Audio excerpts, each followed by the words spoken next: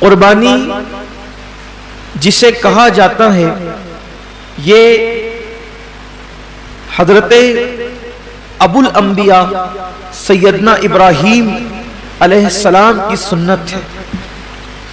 ویسے تو جب سے اللہ تعالیٰ نے حضرت انسان کو پیدا کیا ہے اسی دن سے قربانی کا سلسلہ ہے، اور یہ جو قربانی ہے گویا کہ یہ بندوں کا امتحان ہے، اللہ کی طرف سے بندوں کا امتحان ہے کہ بندہ جان، مال اور اولاد میں ان سے زیادہ پیار کرتا ہے یا مجھ سے زیادہ پیار کرتا ہے۔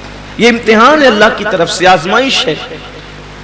قربانی کے متعلق سوال ہوا جب اللہ کے رسول صلی اللہ علیہ وآلہ وسلم سے کہ یا رسول اللہ صلی اللہ علیہ وآلہ وسلم یہ قربانی کیا ہے؟ تو آقا کریم رؤوف الرحیم صلی اللہ علیہ وآلہ وسلم نے ارشاد فرمایا کہ یہ تمہارے باپ ابراہیم علیہ السلام کی سنت ہے، اور اس میں ہر بال کے بدلے میں اللہ تبارک و تعالیٰ تمہیں نیکی عطا فرماتا ہے، اور جب پہلا قطرہ خون کا زمین پہ گرتا ہے تو اللہ قربانی کرنے والے کے گناہوں کو معاف فرما دیتا ہے۔ یہ تو آپ سنتے ہیں، بار بار سنتے ہی رہتے ہیں، لیکن جو آیت کریمہ قربانی کے موقع پہ پڑھی جاتی ہے، جو آیت کریمہ قربانی کے موقع پہ پڑھی جاتی ہے، اللہ اپنے حبیب سے فرماتے ہیں قل ان صلاتی ونسکی ومحیای ومماتی للہ رب العالمین۔ اے محبوب آپ فرما دیں کہ میری نماز، میری قربانیاں، حتیٰ کہ میرا جینا اور میرا مرنا سب اللہ کے لیے۔ اصل بات یہ آتی ہے اس دور میں کہ قربانی اللہ کے لیے ہونا چاہیے، قربانی بلکہ قربانی ہی نہیں، ہر کام اللہ کے لیے ہونا چاہیے۔ لیکن کل تک شادیوں میں دکھاوا تھا، کل تک ظاہری اعمال میں دکھاوا تھا، اور اب لوگوں کے یہاں عبادت میں بھی دکھاوا پیدا ہو گیا، اور خاص طور پر قربانی کے موقع پر یہ چیزیں زیادہ دیکھنے میں آتی ہے کہ لوگ دکھاوا زیادہ کرتے ہیں، اور لوگ اس پر گفتگو کرتے ہیں کہ اس کا جانور اتنے میں آیا اور اس کا جانور اتنے میں آیا۔ آپ جانور کتنے کا لاتے ہیں یہ اللہ کے نزدیک اہم نہیں ہے، آپ جانور کتنے کا لاتے ہیں یہ اللہ کے نزدیک اہم نہیں ہے، آپ جانور کیوں لا رہے ہیں یہ اللہ کے نزدیک اہم ہے۔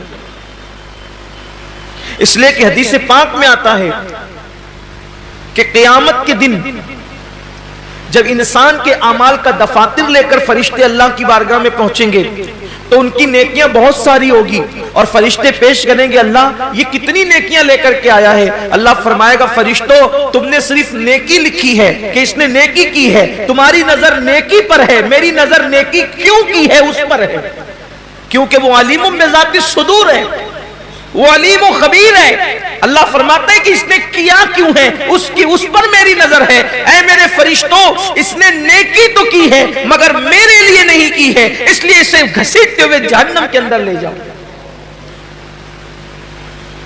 انسان کتنا لگا رہا ہے یہ قیمتی نہیں ہے، کیوں لگا رہا ہے؟ للہ رب العالمین، اللہ کے لیے ہونا چاہیے۔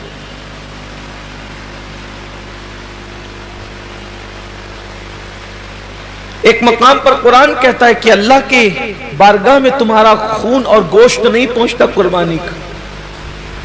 سورہ حج میں اللہ کا ارشاد ہے کہ تمہارا گوشت اور خون اللہ تک نہیں پہنچتا، اللہ تک تو تمہاری دلوں کی نیتیں پہنچتی ہیں، تمہارے دلوں کا تقوی پہنچتا ہے۔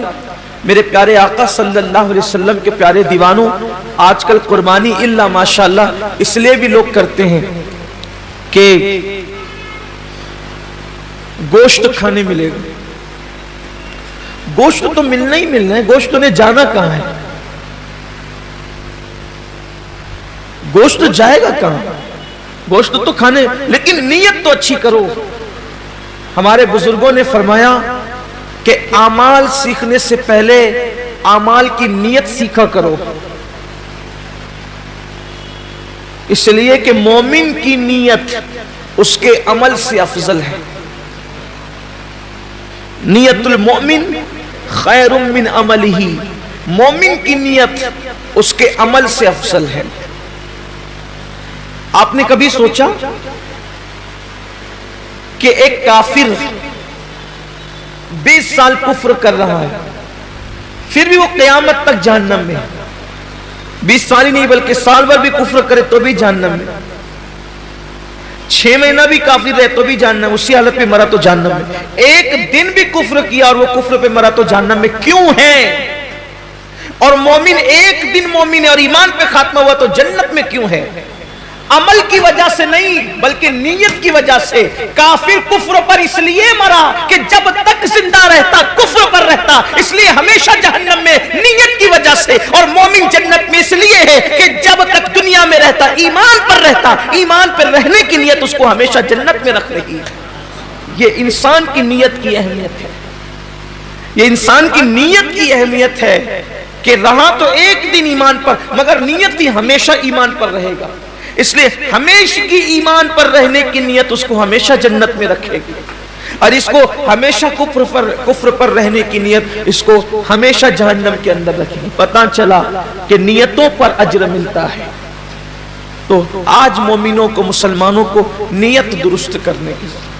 جانور خریدو تو کتنا گوشت نکلے گا یہ دیکھ کر مت خریدو، بلکہ یہ اللہ کے نزدیک قبول ہوگا یا نہیں قبول ہوگا یہ دیکھ کر کے خریدو۔